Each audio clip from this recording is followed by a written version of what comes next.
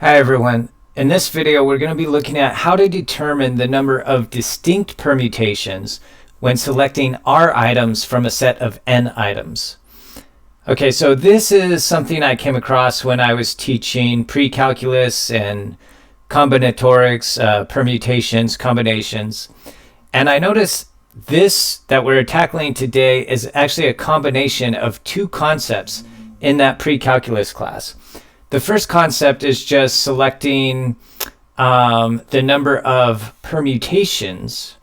So if we just ignore this word distinct here, how to determine the number of permutations when selecting R items from a set of N items, that would just be NPR. Okay, and to give you a quick example, let's say you're running an Olympic race with let's say 10 runners, and we want to know how many different ways can the gold, silver, and bronze medal be awarded. So in other words, this would be a 10P3 because we're choosing 3 people from the 10 racers, just the ones that finish first, second, and third. And then we're using a permutation because the order matters, right? Finishing first is different than finishing second or third. And this is going to work out to just 10 times 9 times 8. After we substitute the permutation formula, which this video assumes you already understand the permutation formula. So I'm going to take certain shortcuts in that regard. Otherwise, it's just going to be over an hour-long video. But this should make sense because you have 10 runners, right? So in theory, any of the 10 of them could win gold. Now, once gold has been awarded, you have 9 runners left that could potentially win the silver. Okay, the person who won the gold cannot also win the silver. And then once silver and gold have been awarded, you have 8 left to win the bronze. So it makes sense that the number of ways to choose 3 things in order out of 10 things would be 9 times 8 times 7, or 720.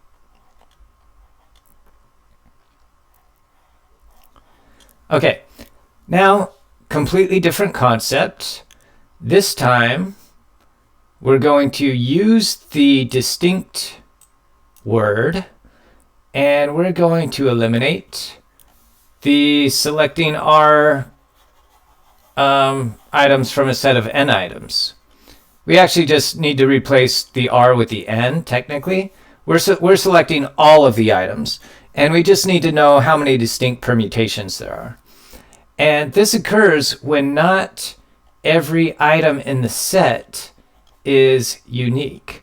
So let's say we have this set of letters in banana. Okay, and we want the number of distinct permutations.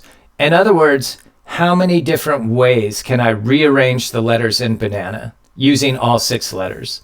So we have a formula for that, which is the number of total letters, 6 factorial, divided by the number of duplicates factorial for any duplicates. So I see we have 1, 2, 3 A's, so we divide by 3 factorial. And we have 1, 2 N's, so we divide by 2 factorial. Okay, and this should give us the number of distinct permutations when rearranging the letters in banana. So if we work this out, this is going to be 6 times 5 times 4 times 3 factorial divided by 3 factorial. 2 factorial is just 2, and we can cancel some things here. 3 factorials cancel. 4 over 2 is just 2. So we end up with 6 times 5 times 2, which is 60. Okay, so that means there are 60 different ways to rearrange the letters in banana distinctly. Now, what's happening here? If we just use the permutation formula, that's just this 6 factorial. That would work if every letter were unique. But we know that the 3 A's are the same and the 2 N's are the same. Basically, what this 6 factorial does, you could think of it as making the A's unique, like A1, A2, A3. and n1 and n2. Now let's say we had the arrangement of b and then a2 and then n1 and then a3 and then n2 and then which a is left? A1. Okay, so the 6 factorial counts these as 2 separate permutations. However, we know that since all the a's are the same and all the n's are the same, this is the same permutation. So that's where the 3 factorial comes from. We're removing duplicates here. Okay, so we have 3 a's. That means we have 3 factorial different ways to arrange the a's. So I could actually come up with 6 of these if I just change the spots of the A1, the A2, and the A3. So we divide by 6 to get rid of those duplicates. Now there's 2 n's. So for every permutation that has n1 first and then n2, you would have that same permutation with n2 first and then n1 second. It would give you the same permutation. So that's why we need to divide by the 2 factorial. When you have 2 letters that are the same, there's 2 ways to arrange them. Okay, so this formula is basically just removing the duplicates. Okay, so I was teaching this precalculus class, and I see this formula for choosing R items out of n choices. And then I see this separate concept for finding the number of distinct permutations, but you're not choosing a subset of the letters, you're just rearranging all the letters. And I was thinking, well, what if we need to combine these two? What if, let's go to the next slide, look at the bottom here. How many distinct 3-letter words can I make from banana? So I want to combine the 2 concepts. I only want to select R items from a set of n items, and I also only want the distinct permutations. And this is something that wasn't in the textbook. I tried to Google it, wasn't 100% sure what terms to enter into Google, couldn't find anything, decided to see if I could figure it out on my own. Took me about a couple hours a day for the better part of a month to come up with this system. I still don't know if it's out there on the internet somewhere. I'm sure it is. If you know about this, it already exists, and I'm just reinventing the wheel. Please let me know in the comments because I still haven't found it. So for now, I'm just naming it after myself. I called it the Kendonian Formula, if I can say my own name. But it's much more of an algorithm than a formula, which we're going to see in a minute. But anyway, this is something I came up with over the course of a month. I realized the reason it wasn't in the precalculus textbook is because it's exponentially more complicated than either of the 2 concepts. Once you combine the 2 concepts, it kind of gets out of control. Okay, all of that being said, I want to give some qualifiers for this video. So A, it's not going to be for the faint of heart. So it's going to get a little wacky at first. We're going to be kind of expanding out the scope and doing all these crazy things.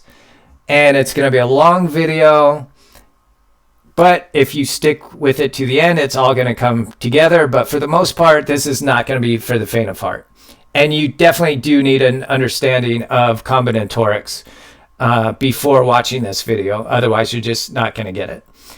And then, like I said, it's more of an algorithm than a formula. So computer programming skills are a plus, but they're not required because I'm going to walk you through all of the kind of computer programming type stuff. So like algorithms, for loops, keeping track of multiple variables as they change values, things like that. Any computer programming background, you're going to be comfortable with that. If not, don't worry, I'll walk you through it. And finally, like I was saying before, this video is going to be very expansive and confusing at first. We're going to be kind of extending out into different things. But if you stick with it, by the end of the video, the focus will narrow. And we're going to be able to use this to answer some very concrete problems at the end. Okay, so let's get started. I have this document here. And for now, I just want to focus on the first paragraph. So it says, define a set S as having one or more distinct values and one or more instances of each value. For example, the letters in the word banana form the set S equals, and then you can see the three distinct values are B, A, and N. And then the numbers below that represent the number of instances of each value. So we have one B, we have three A's, and we have two N's. So that's how we're going to define our sets. Now for such a set, the number of permutations when selecting a subset of R values is, and then this is the formula here. This is the Kendonian formula. So it's very crazy. Looking at it, it's kind of mind-boggling, I know, but we're going to get into it like one part at a time. So to the left of the equal sign, we have P of R comma S. So the number of permutations when selecting R items from set S. Okay, and then we have a summation, we have this big symbol pi is kind of like a summation, except we multiply the terms together instead of adding them. And then you can see we have all these kind of helper functions. There's some function called K, D, C, which has a subscript. We're going to get into all of those later.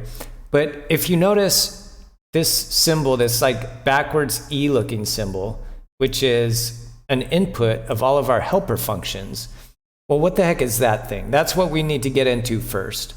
So let's look here. The symbol backwards E in our permutation formula, I just used this backwards E symbol because that's a symbol that I found and I needed something, so it's just kind of random. Anyway, the symbol represents the set of templates returned by f of r comma r. So we have this function f, which has two inputs. So in general, f of x comma y is defined as, and then we have this, it's a recursively defined function. So if you've taken any computer programming, you know what I mean by a recursive function. Here we have f of x comma y, and inside the function, we have the function f itself. So it's the function itself is embedded within the function. That makes it a recursive function. Now, I'm using this big symbol U, okay, just because I didn't have anything else to use. So we see this summation where we add all the terms together, this big symbol pi where we multiply all the terms together, this big symbol U, we're not going to add or multiply or do any operation. We're just going to separate the terms. We're going to use a colon. So this big U symbol just simply separates the terms with a colon. Okay, and this E is a set of templates returned by f of r comma r, where this is the definition of the function f. So it's best to just start doing some examples so you can see how this works. So I'm going to start by finding f of 1 comma 1. Okay, so if you look at a function, we have two conditions here. So we're going to use the top line if these conditions are met, and we're going to use just null if those conditions are not met, which if the first conditions aren't met, then the second conditions automatically will be met. But let's start with f of 1 comma 1. So you see the function takes two inputs, x and y. So if we want to compute f of 1 comma 1, that means x is 1 and y is 1. Okay, so we're going to go through this. It works like a summation where we're going to start with this index. So we're going to start with I equals 0. So we have this variable I. And once again, if you've done any computer programming, this is kind of like a for loop. And we're going to go to x minus 1. So x is 1, 1 minus 1 is 0. So for this first one, we're just going to go from 0 to 0. So we're just going to run through it one time. Okay, so we want to check the conditions. So the first condition in the top row, x minus I less than or equal to y. Well, x is currently 1 minus 0. Is that less than or equal to y, which is 1? So 1 less than or equal to 1. Yes, that's true. And x greater than 0. Yes, that's also true because x is 1. So we're going to use the top line. So we have x minus I, 1 minus 0 is 1. And then f of I comma x minus I. So what we're going to do is we're going to run through this function again recursively. So I is 0, and then x minus I would be 1. So we want comma, and then whatever the result of this f of 0, comma 1 is. Now, if we run through this function again with x equals 0 and y equals 1, which is what this is saying to do, then we're going to be in this bottom row here, because we have included in this row x less than or equal to 0. So whenever x is 0, you know that we're going to be in the bottom row, and we're just going to get null. And once we get that null, we're done. And since we're only running through this first one time, we're completely done at this point. So f of 1, 1 is just 1. The comma null, we don't need to write. When it's null, you don't need to write it. So we'll just erase this. F of 1, comma 1 is 1. Okay, let's clean this up, and then let's look at f of 1, comma 2. Now, this part of the video is going to be a little bit tedious, so once you catch on, if you want to skip ahead, go for it. But it's really going to take all of these examples in order to see like the full functionality of what this function is doing. Okay, so for the next one, x is 1, y is 2, and I, we're always starting at 0. Okay, and the upper limit is going to be 1 minus 1, which is 0. So for this one, we're also just going to run it through one time. We check the conditions. Is x minus I less than or equal to y? So 1 minus 0 less than or equal to 2. Yes, that's true, and x is greater than 0, so we're in the top row. X minus I is going to be 1. And then this will become f of 0, comma, and we can just stop there. As soon as we know that the x input to the function is 0, we know that we just get null, and then we can just stop. And we're only running through this one one time as well, so we're done. So that means f of 1, comma 2 is 1. Okay, let's move on to f of 2, comma 1. So x is now 2, y is 1, I starts at 0 like always. Okay, now if we look at our upper limit here, 2 minus 1 is 1. So for this one, we're going to run through twice. We're going to run through for I equals 0, and we're going to run through for I equals 1. So for now, I is 0. We have, okay, we check our conditions. So 2 minus 0 less than or equal to 1. No, that's not true. So we're starting with null for this one. Okay, we can actually check the conditions. X minus I, so that's 2 minus 0 is greater than 1. Yes, that's true. And this is an OR, so just one of these has to be true. So we know we're in the second row, so we just get null. Now remember, we're running through this one twice. So we're finished with the first iteration. Now I goes to 1. Okay, so I goes to 1 now, and we run through again. So now we check the conditions again. 2 minus 1 less than or equal to 1. Now it's true, and x is greater than 0. Now we're in the top row. So x minus I, 2 minus 1 is 1. And then we have f of I, which is now 1. And then x minus I, 2 minus 1 is 1. Okay, so we have 1 comma f of 1 comma 1. Now f of 1 comma 1 we already know is 1 because we've already run it. So this is going to be 1 comma 1. And now we're finished with the second iteration, and now we're done. Now, like I said before, the null we can just erase. So f of 2 comma 1 is going to be 1 comma 1. I'm just going to erase it and clean it up a little bit here. Okay, let's clean this up and move on to 2 comma 2.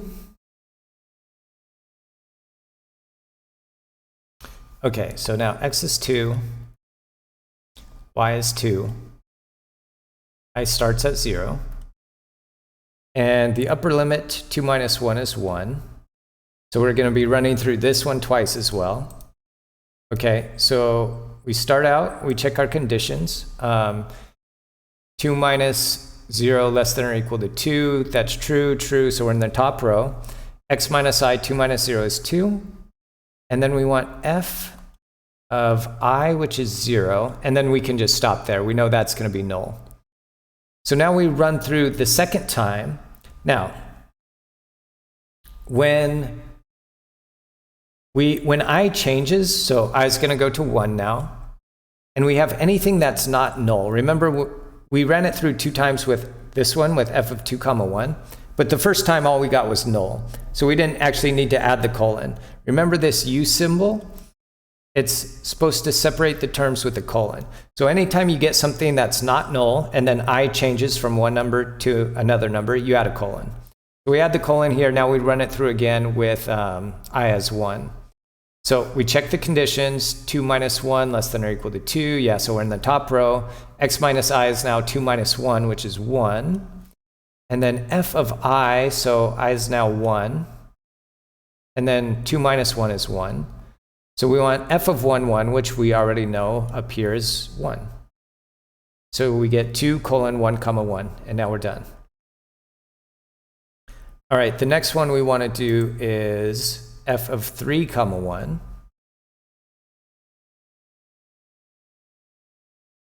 Okay, so to start out, x is 3, y is 1, and I starts at 0, like always. Okay, now if we look at our upper limit here, 3 minus 1 is 2. So we're actually going to be running through this one 3 times for I equals 0, I equals 1, and I equals 2. So we start out, we check our conditions. 3 minus 0, less than or equal to 1. No, that's false, so that's null. So before I've been writing the null, but you don't have to write it. So I moves to 1 now. Okay, so we check our conditions. 3 minus 1 less than or equal to 1. That's still not true.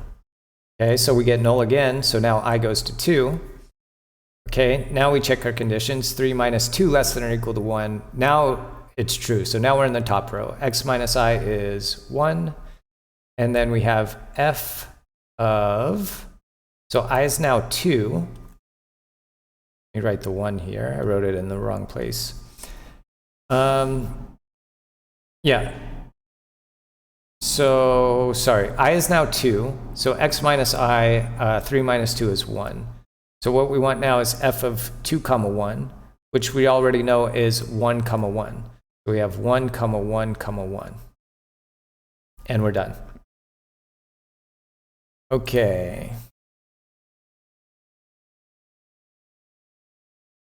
The next one we want to do is f of 1, 3. So for this one, x is 1, y is 3, I is 0, and x minus 1 is 0. So this one we're only going to run through 1 time. We check our conditions. 1 minus 0 less than or equal to 3, x greater than 0. Yes, we're in the top row. X minus I. Okay, so 1 minus 0 is 1, comma. And then we're going to have f of 0, and we can stop there. Once we get a 0, we don't go any further. So f of 1, and we're already, oh, sorry, we're only running through this once, so we're done. So f of 1 comma 3 is just 1. Now, let's go back to the document really quick. I wanted to skip f of 3 comma 3 and skip all the way to f of 4 comma 4 because there's this distribution thing. So it says right here, in order to execute this function, we must define how distribution works for these coefficients. So if we get something like a comma and then something colon something, we distribute the way you kind of naturally would. So if you end up with 3 comma and then the quantity 2 colon 1 comma 1, the way you distribute that is 3 comma 2 and then the colon and then 3 comma 1 comma 1. So keep that in mind, and let's do f of 4 comma 4.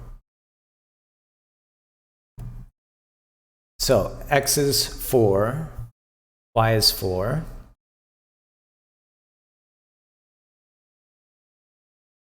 And I starts at 0.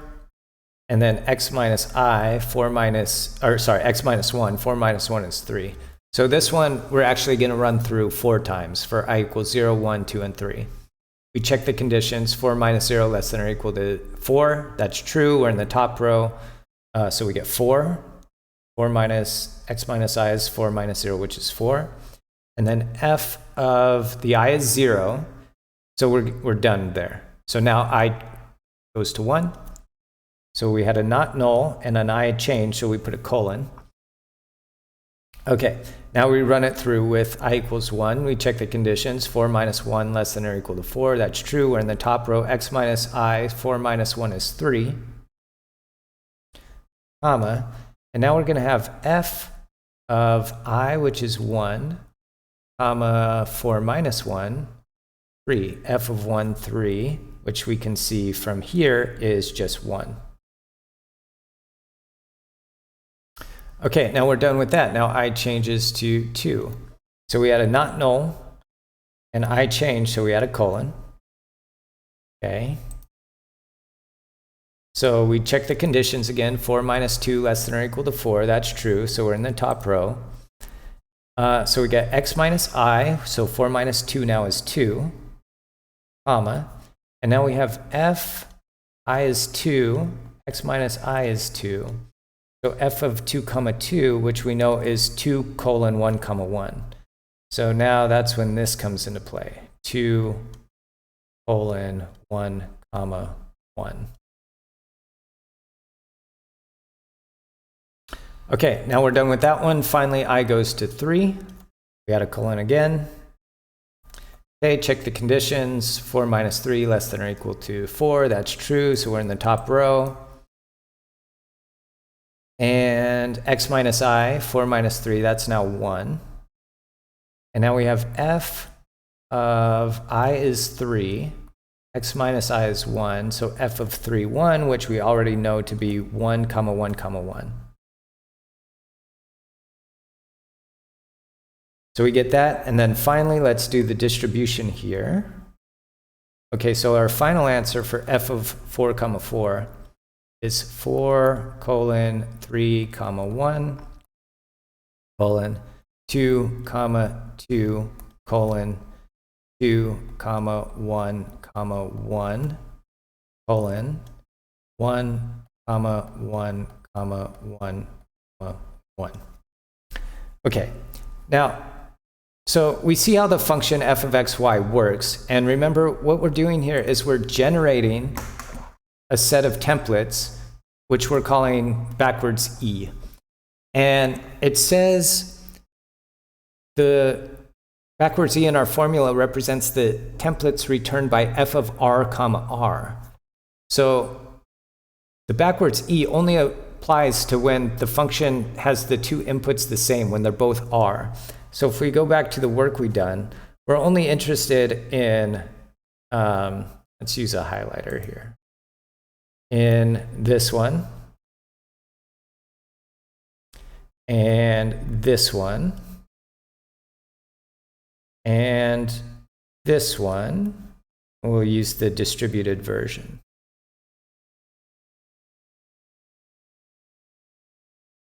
Okay, so the formula f of x comma y is kind of a formalized version, but let me explain to you what's going on here, why these are important and why we want these. For our formula, these templates are representative of how many times an instance of a letter occurs, and the order doesn't matter. So let's go back to our banana set. Okay, so imagine we have the set for banana. So we have 1B, we have 3 A's, and we have 2 N's. Okay, if R is 1, we use f of 1, 1, and this 1 here just represents how many possible combinations could have just one letter. Okay, so this one letter could be a B, could be an A, could be an N. So there's 3 possibilities. We've already solved one example. If I'm selecting one letter from the letters in banana, how many different possible permutations are there? There's 3. It could be a B, an A, or an N. That's it. This will make more sense when we do a more complicated one. So what if R is 2, 2? We're selecting 2 letters. Well, this template, 2 colon 1 comma 1, the 2 means we could have 2 of the same letter. Okay, we can't have 2 B's because there's only 1 B to work with, but we could have 2 A's like AA, or two n's like nn, or the 1, 1 means both letters are different. So you could have one B and one A, or one N and one B. Now, remember, the order doesn't matter. This is just saying you have one of one letter and one of a different letter. And then finally, for f of 4, 4, you could have 4 of the same letter. Well, we don't have 4 of any of the letters. So when we actually do these examples, we're going to be eliminating a lot of these. I call them words, like the 4 represents a word. These are all what I call words, even though I don't mean like English words. I just mean a permutation of letters. But anyway, hypothetically, if we did have 4 B's or 4 A's, we could have technically all 4 the same letter, or you could have 3 of the same letter and 1 of a different letter, or you could have 2 of one letter and 2 of a different letter, or 2 of one letter and 1 a different letter and 1 of a different letter. And this one is not possible with our banana. This one is, we could have 3 A's and a B, or 3 A's and an N in whatever order. This one is, we could have 2 A's and 2 N's in whatever order. This one is, you could have, for example, 2 A's and 1 N and 1 B. And this one is not possible for a different reason, because we don't have 4 unique letters. So if we were actually doing this example, we would eliminate these 2 on the ends. Now, you might be asking, why do I need to run through this technical formula? Why can't I just come up with the backwards E on my own? So for example, if R equals 3, would be the set of templates returned by f of 3, 3. And I don't even have to run through the formula here. I could just logically go through it. I could have all 3 the same letter, or I could have 2, oops, that should be a colon there, 2 of the same letter and 1 unique letter. Or I could have, I keep doing a comma when I should be doing a colon, sorry about that. Or I could have 1 each unique letters, so 3 different letters. Let's do a more complicated one. Let's say R is 5. Sorry, it's getting a little bit messy here. Our backwards E would be 5. And then you could have 4 of one and then 1 different. Or you could have 3 the same and then 2 the same. Or you could have 3 and then 1 and then 1. And you want to do this in kind of a progressive order so you make sure you don't miss any. You could have 2 the same and then 2 the same and then 1 unique. You could have 2 the same and then 1 unique, 1 unique, 1 unique. And then finally, all 5 could be unique letters. So you could just do it that way, do it logically. So the function f of xy is just a more formal way of doing it. Okay, so now we know how to generate our templates, our backwards E templates based on R. So in the document here, I've listed them for R equals 1, 2, 3, 4, 5, and 6. Whoops, I forgot to highlight 3 here. But now that we know how to do it, we can easily generate them for R equals 7, 8, 9, however many items we want to choose from our set. We could generate the list of templates. The next thing I want to focus on, if we go back to the original formula, is these helper functions. These functions that take in the backwards E template as an input. So W, L, K, D, Q. What do these functions do? So down here it says, let backwards E be the set of templates returned by f of r, comma r. We already knew that. We will define several access functions to help retrieve information about backwards E. So this is going to be a lot easier with an example. So we're using r equals 6, the backwards E generated when we're choosing 6 items, which is listed here. And then these helper functions are going to help us retrieve information about this list of templates. So let's start with D here. We want the first digit of the second word of backwards E. So here I'm calling these these either terms or words. So like 6 is the first term, 5 comma 1 is the second term, 4 comma 2 is the third term. And within each term, you have digits. So 4 would be the first digit, 2 would be the second digit. So for D, when X is 2 and Y is 1, that means we want the first digit of the second term. So the second term is 5 comma 1. We want the first digit of that, which is 5. Here's another example. Here we want the second digit of the fifth term. So 1, 2, 3, 4, 5. Here's the fifth term. The second digit is 3. Okay, the next one, W, doesn't take any extra inputs other than the list of templates itself. It's just the number of terms in the list of templates. So for this one, 1, 2, 3, 4, 5, 6, 7, 8, 9, 10, 11. There's 11 terms.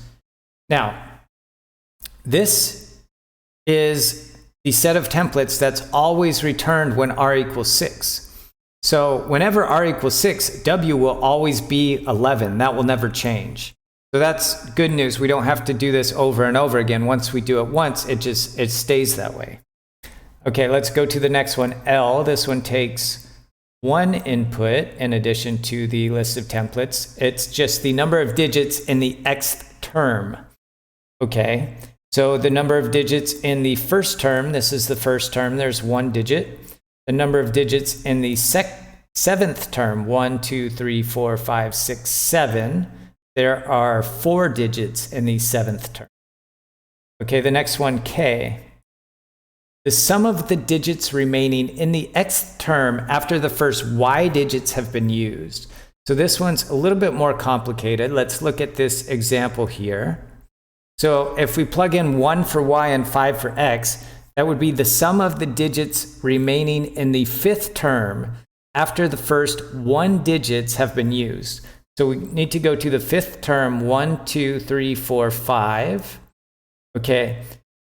So we want the sum of the digits after the first 1 digit has been used. So that first 3 we take out. What is the sum of the remaining digits? Well, it's 3.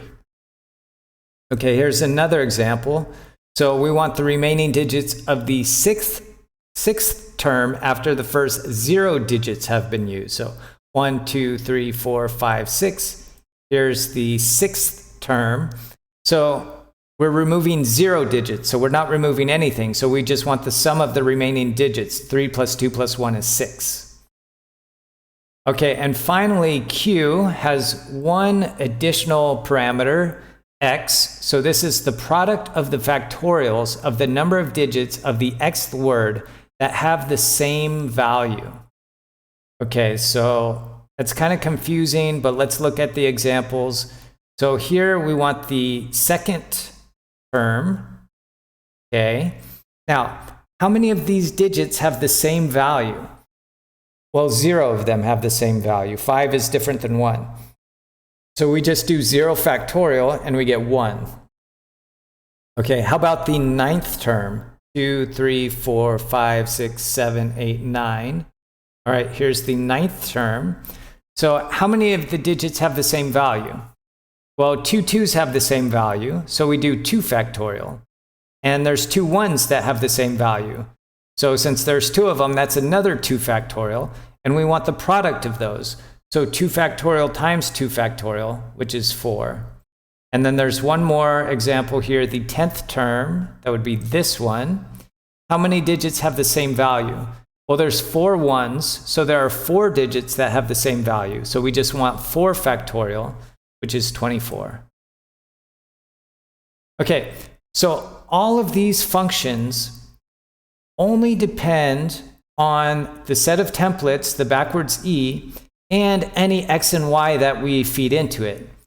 And so the good news here is that these are going to be the same. We don't have to recalculate them over and over and over again.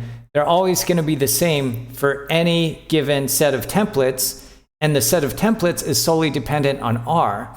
So these will always be the same with the exception of feeding in different x and y's for those that take them.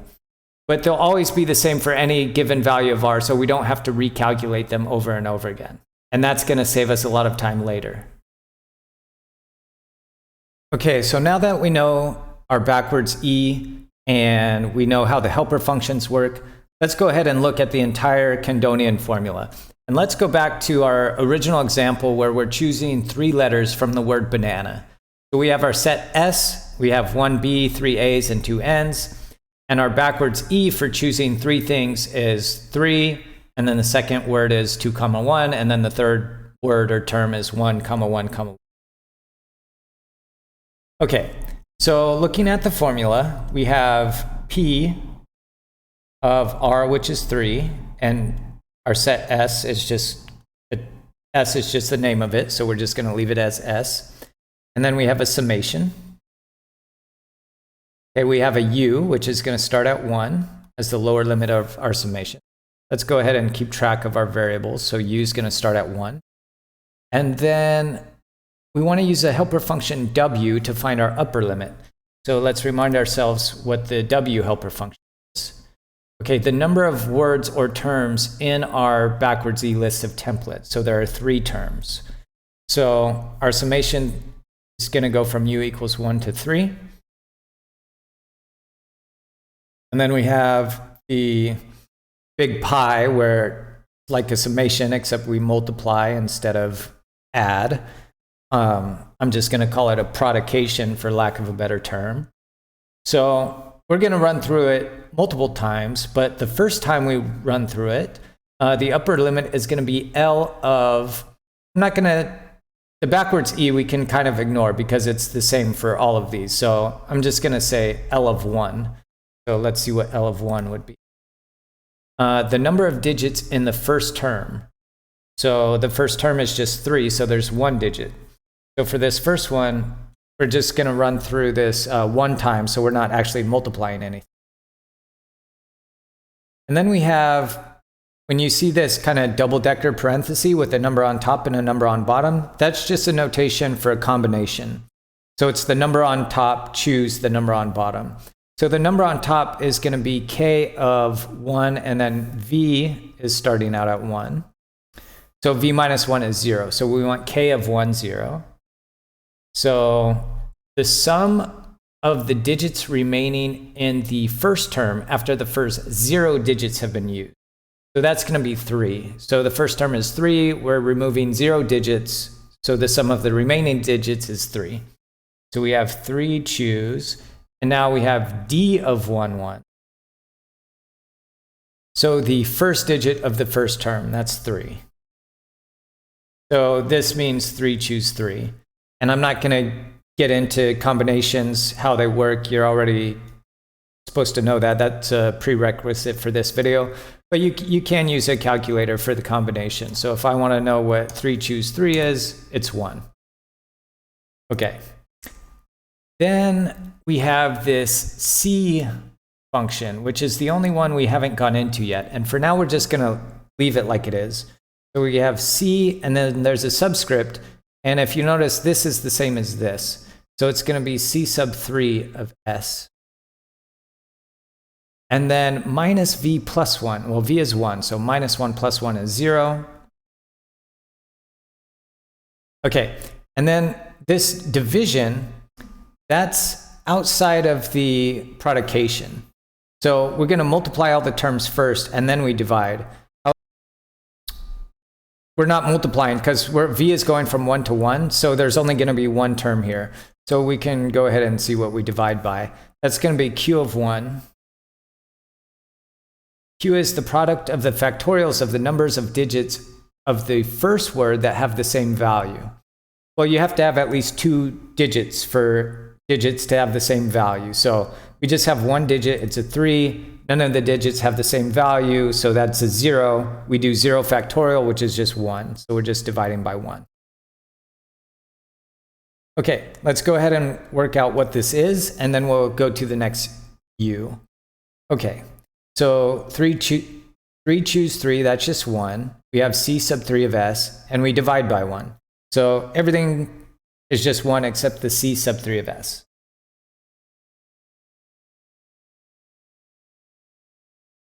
And then u now goes to 2 in the summation. And it's a summation, so we add. Okay, and now let's run through it again with u equal to 2. So let's erase all of this.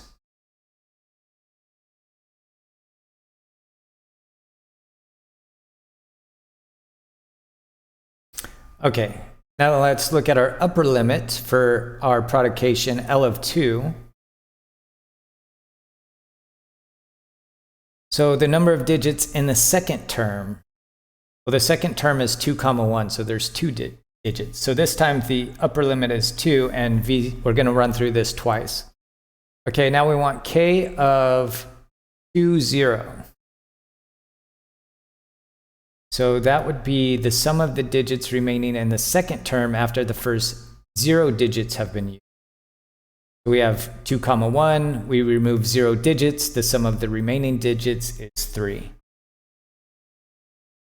And then our lower number, d of 2, 1, the first digit of the second term, that's 2. And that's the same as the subscript of our c function, so we have c2 of s. And now minus 1 plus 1, that's just 0 again. Okay, so like I said, the q is outside of the productcation. So we're going to do the whole productcation first and then divide. So let's calculate what this is. 3 choose 2, that's 3. You could check on the calculator if you want. And then we have c sub 2 of s.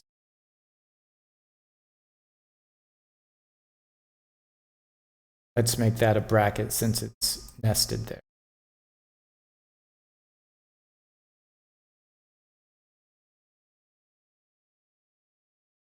Okay, now v goes to 2, and we run through it again, so we need to erase.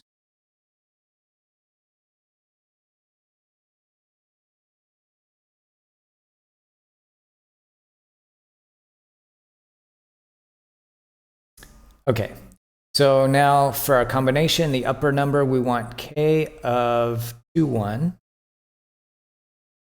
The sum of the digits remaining in the second term after the first 1 digit has been used.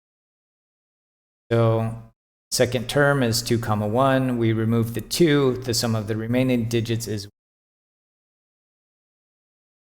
And in a combination, the n has to be greater than or equal to the r, so I'm guessing this d is also going to be 1. Let's see, d of 2, 2.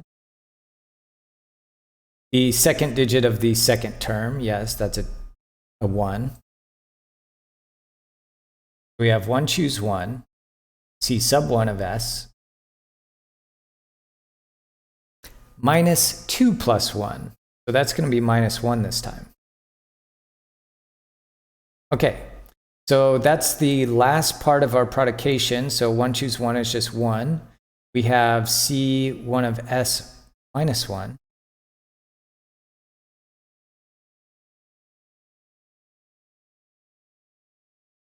And let's see what we're dividing by. So we're dividing by q of 2. Q is the product of the factorials of the number of digits of the second word that have the same value.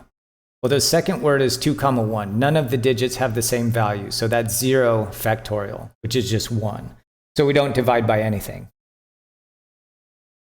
Okay, so now our final run through of the summation, u goes to 3, we add a plus, and let's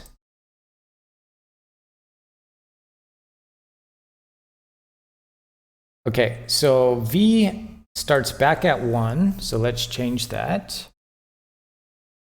And now the upper limit of the productcation is going to be L of 3. The number of digits in the third term, so the third term is 1, 1, 1, 1 comma 1 comma 1, so that has 3 digits. So this time we're going to run through the productcation 3 times. Okay, the combination, the upper number, k of 3, 0. the sum of the digits remaining in the third term after the first 0 digits have been used. So that's going to be 3. Okay, we have 1, 1, 1. We don't remove anything. We add up the remaining digits. We get 3. D of 3, 1. The first digit of the third term, that's 1. So we have 3, 1. D sub 1 of S. Minus 1 plus 1 is 0. Okay, so let's evaluate that. 3 choose 1 is 3. And then we have C sub 1 of S.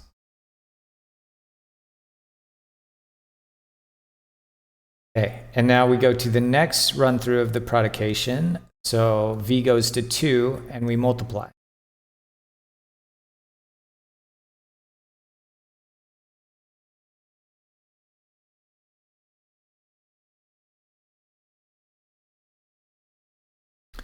Okay, so the top number in the combination is going to be K of 3, 1.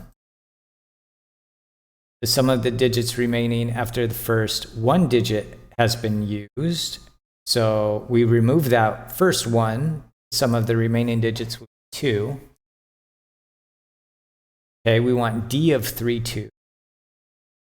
So that's going to be the second digit of the third term. That's 1. We're going to have C sub 1 of S minus 2 plus 1. So that's going to be minus 1. Okay, so let's go ahead and evaluate that. 2 choose 1 is 2 times C sub 1 of S minus 1. And then C sub 1 of S minus. Okay, now last run through the prodication, so we multiply, V goes to 3. Let's clear this out.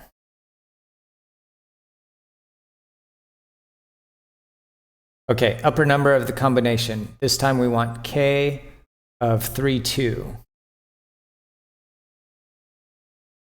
So the sum of the digits remaining in the third term after the first 2 digits have been used, that's going to be 1. That should mean that the bottom number has to be 1 as well, D of 3, 3. The third digit of the third term, yes, that's 1. So we have C sub 1 of S minus 3 plus 1 is minus 2. So let's go ahead and evaluate that. 1 choose 1 is just 1. And we have C sub 1 of S minus 2.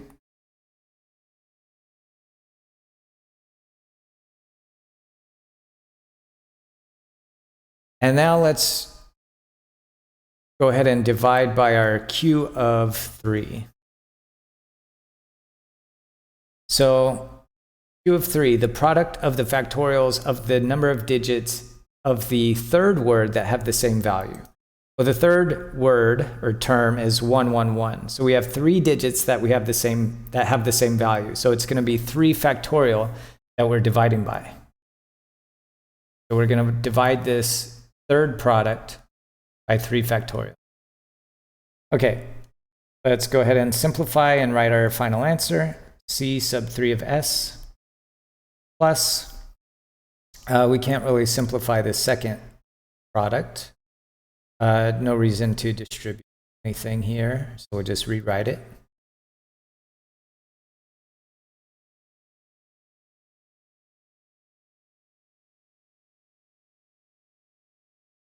Now let's look at the coefficients of this final product. So we have 3 times 2 in the numerator, and then we have 3 factorial in the denominator. Those are going to cancel out.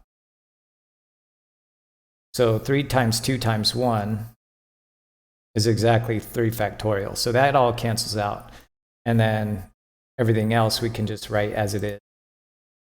So we have C1 of S times C1 of S minus 1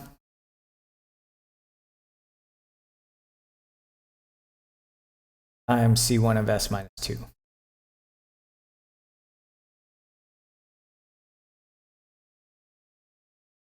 Okay. Now, the good news about this is that we never have to do it again. Okay, all that work we just did, it only depends on R being 3. As long as we're taking 3 items from our set, we're always going to get this, this template for P of 3 comma S for whatever the set might be. Okay, all of this only depends on the number of items we're choosing R. So we still have more work to do because all of these C functions depend on the actual set S. But for now, we can actually write down this template that we've already done. So all that work we just did, we never have to do it again. So here in the document, I've already done the work for choosing 1 item, choosing 2 items, choosing 3 items, 4 or 5. Any more than that, you'd have to go through and do it by hand. Okay, so now we're ready to look at the final part of the formula, that C function. So in this part of the document, it says, let C sub I of X be the number of columns in set X that have at least I instances available. So for example, let's say our set had the letters A, B, C, D, and there's 1A, 1B, 2 C's, and 3 D's. So C1 of S means if you look at set S, how many columns have at least 1 instance? And all 4 columns have at least 1 instance. And then C sub 2 of S, how many columns have at least 2 instances available? That would be 2 columns, the C column and the D column. Then how many C3 of S, how many columns have 3 instances available? That would be the D column. And then C4 of S would be 0 because none of the columns have 4 instances. Okay, so let's apply that to our original example where we're choosing 3 letters from the banana set. Okay, so we have our first term, C3 of S. So we look at our set S. How many columns have 3 instances available? 1, just the A column. So this becomes 1 plus 3 times. C2 of S is 2, the A column and the N column, so that's 2.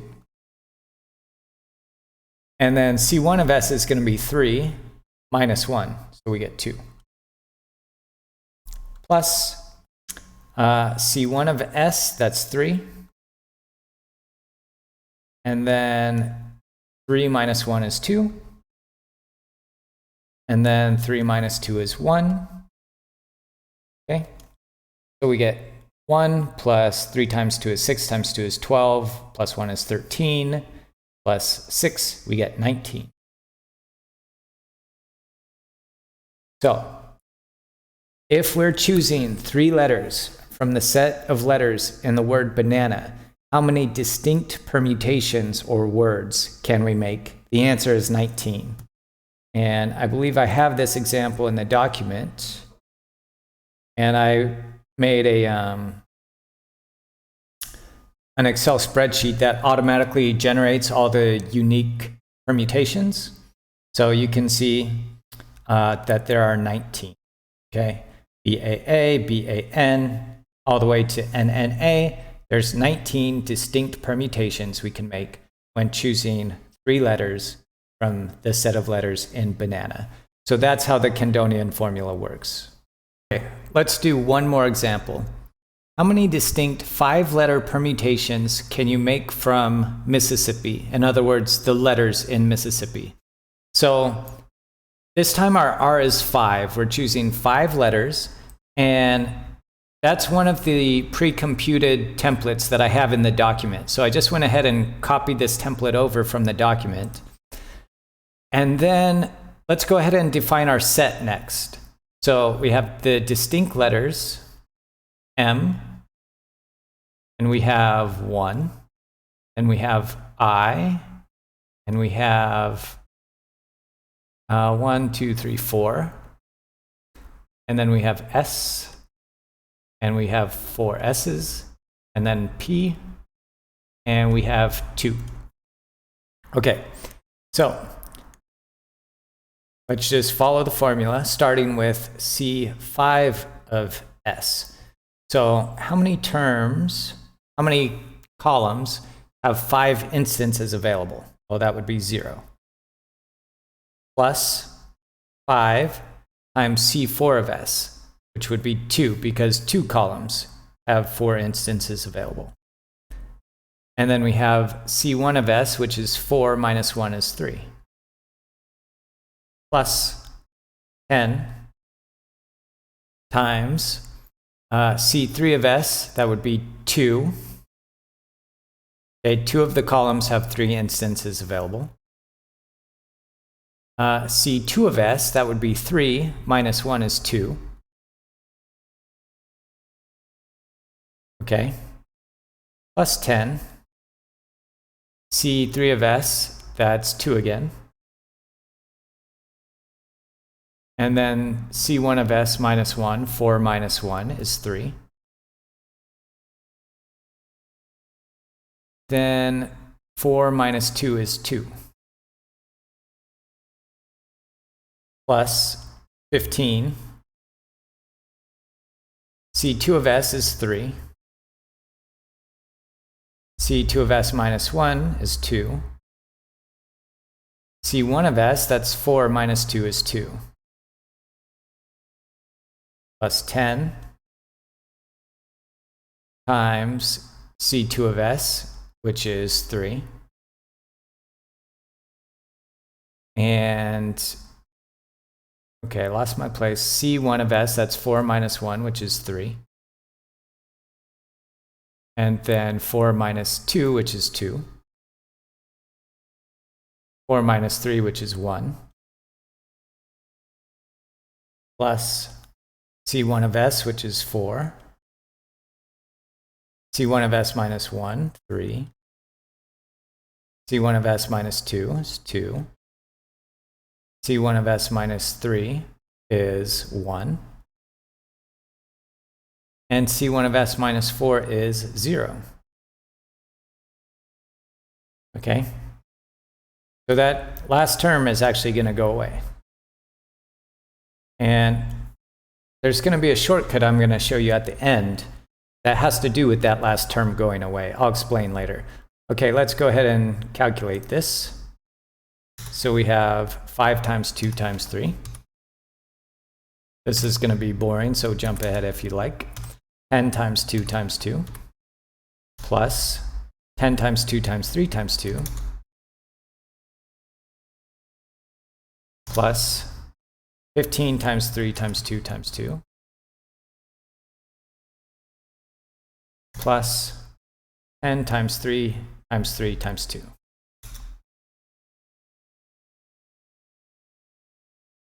So, assuming I did everything correctly, we're going to have 550 distinct permutations when choosing 5 letters from the letters in the set Mississippi. Okay, before we finish, I just want to show you a possible shortcut for more complicated, more tedious examples. So if you look at this one, how many distinct 6-letter permutations can you make from the set A, B, B, C, C, D, D? It's not a very interesting set, okay, but we have the set S equals, and we have 1A, 2 Bs, 2 Cs, and 2 Ds. And if you go back to the document, I don't have one of these templates with all the, the predication and the summation already worked out, everything except the C functions for choosing 6 items. And if you look how complicated it gets as we go from R equals 1 to 2 to 3 to 4 to 5, to do it for 6 would be super, super tedious. But there's a shortcut that we can do. If we go back to this and we look at the template, the backwards E, that first word 6, that means, all 6 digits are the same. But we don't have 6 A's or 6 B's or 6 C's or 6 D's. So that's impossible. So we're not going to have any permutations where all 6 digits are the same. Likewise, we're not going to have any where there's 5 of one and 1 of the other. We're not going to have any 4. The most digits we have of anything is 2. So we can eliminate this one, this one, this one, this one. We could have 2, 2, and 2. Yeah, that's possible. We could have 2, 2, 1, and 1. That's possible. We can't have 2, 1, 1, 1, 1 for a different reason. This requires 5 distinct letters, and we don't have 5 distinct letters. We only have 4. So we can eliminate that one, and this one requires 6 distinct letters, so we can eliminate that one. So how can we use this information to make this a lot easier? Well, I want to compare the backwards E templates to the working out of the permutation by plugging in the formula. So difficult to describe in words what I want to compare, but essentially I want to compare these to these. So if you look at r equals 1, we just have one word 1, and look at the subscript of the term, C1 of S. Okay, now let's go to r equals 2, 2, and then 1 comma 1. We have 2 terms being added. The first one has a maximum subscript of the C function of 2, and the second term has a maximum subscript of the C function of 1. So it corresponds to this. And then r equals 3, we got 3, 2, and 1. So we have 3 terms here, 3. And then the max subscript here is 2. And then the third term, the max subscript is 1. And then 4, we have 4, 3, 2, 2, 1. 4, 3, 2, 2, 1. Okay, and then for the fifth one, we have 5, 4, 3, 3, 2, 2, 1. So 5, 4, 3, 3. The next term, max subscript is 2. The next term, the max subscript is 1. And then the last term, the max subscript is 1.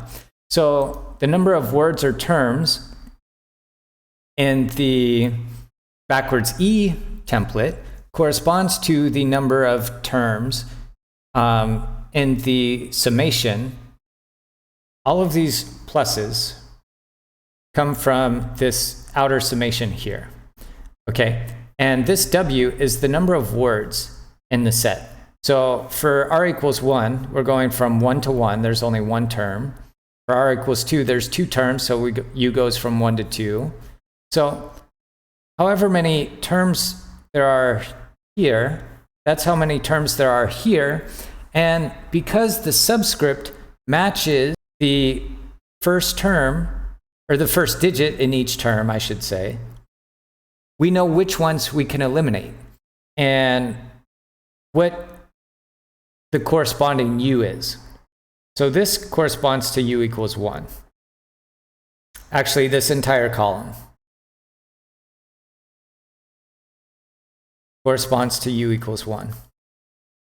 And this entire column corresponds to U equals 2. This entire column corresponds to U equals 3. And so forth. So we can see that if we go back to the example, let's do the same thing here. So U equals 1, 2, 3, 4, 5, 6, 7, 8, 9, 10, and 11. So U equals 1 corresponds to this term, U equals 2 corresponds to this term. So we already know all of these are impossible except for when U equals 8 and when U equals 9. So instead of doing that super tedious thing where we're working out for every single value of U, if we go back to this Kendonian formula here, U, we don't have to go all the way from 1 to, I think there were 11 total terms. Yeah, in this case, we don't have to go all the way from U equals 1 to 11.